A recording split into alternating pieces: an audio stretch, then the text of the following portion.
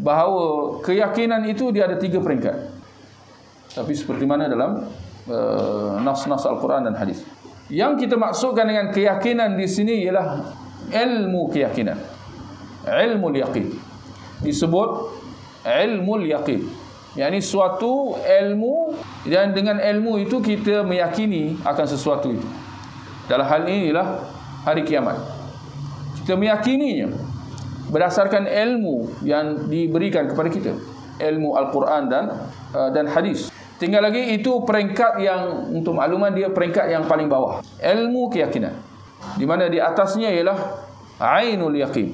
Ain, pandangan keyakinan. Itu kalau terjemahan literal dia lah, iaitu apabila kita melihat sesuatu yang kita sekian lama yakini itu, ya, bila nampak dengan mata kepala sendiri, ya, dia lain. Di sini soalan tuan-tuan, keyakinan bertambah tak?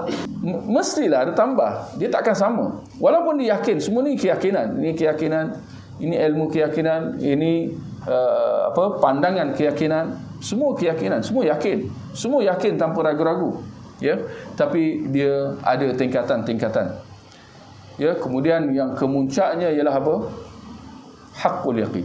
Mula ilmu keyakinan, atasnya apa? Pandangan keyakinan, pandangan mata keyakinan, yang paling atas haqqul yaqin.